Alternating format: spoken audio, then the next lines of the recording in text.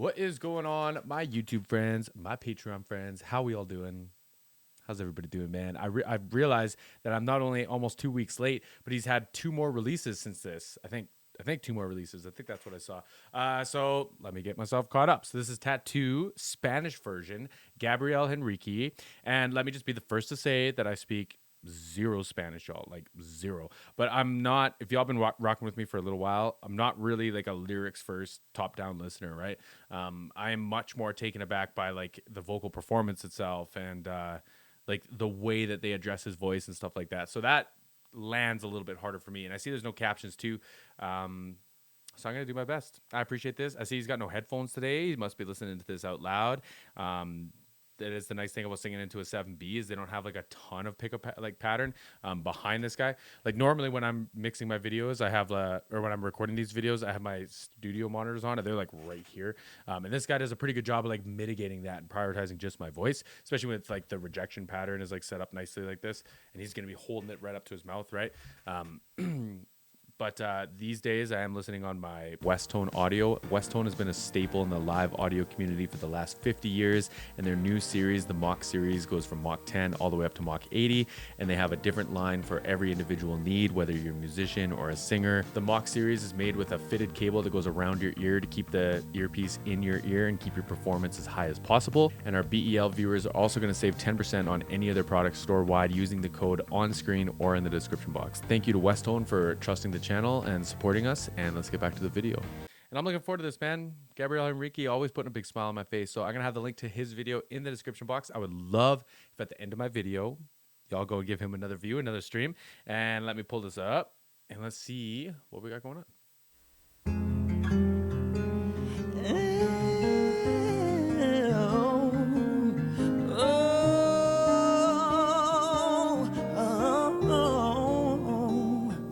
Aunque hay amor entre tú y yo, como avanzar si te despedirás. Sorry, y'all. I gotta see them beautiful eyes piercing through my screen here. Entre tú y yo, como avanzar si te despedirás. Lo intento otra vez, no te quiero perder, no será el final, si yo te quiero encontrar. Si hay violines, si hay ángeles, si hay estrellas, baby, ahí estaré. Ya no me importan los demás. What a voice, man. Like those walks, some of them riffs that he was doing too.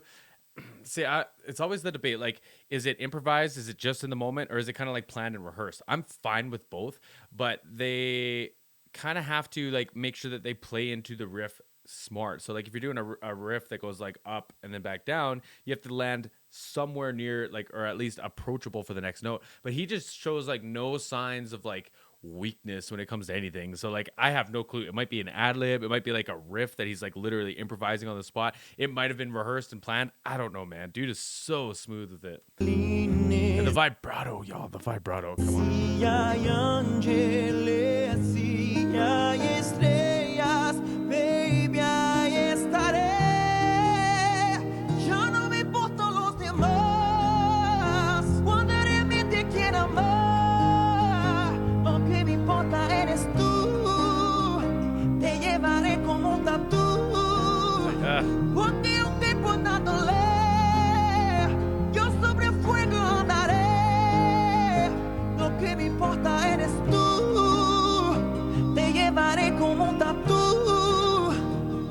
Con toda calma. For my singers at home, I think that's a dotted quarter note that he's using for that that delay.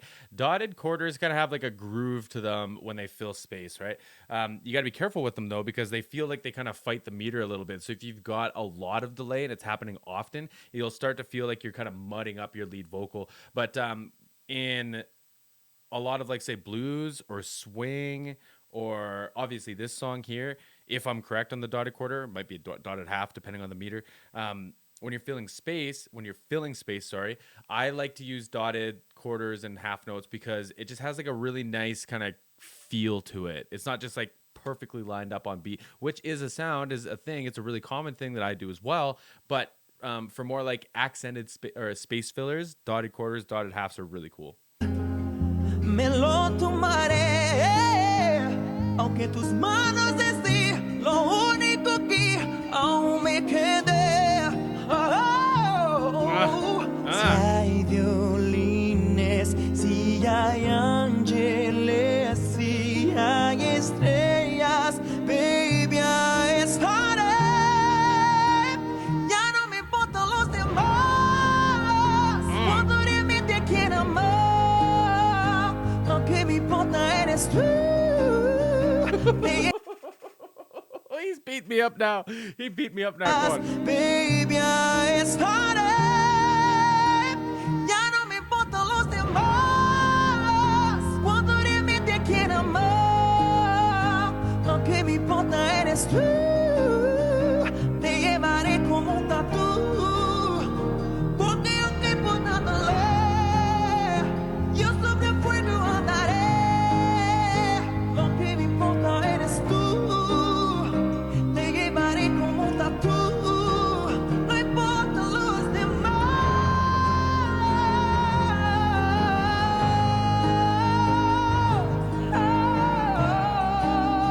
Like a little rasp on there too, man. Like he's really giving us a lot in these notes. I was just about to say, like I almost can't tell where the note actually sits, like in his register, like, you know, his chest voice into his mix. Like I really can't tell where that separation is until he goes into like his head voice or his falsetto, right? It's a little bit more obvious just because like tonally it's just like totally different, right? But I honestly can't tell. And he's got this like false ceiling thing that happens, man. It just like adds this layer of an intensity where it feels like it's louder, like it's got a louder, almost perceived volume, yet obviously there's balancing and mixing and producing that can go into that. But like his performance of it, man, like he's got a tricky vocal, man. It's beautiful.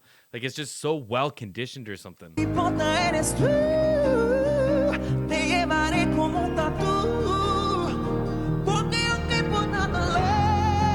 in this.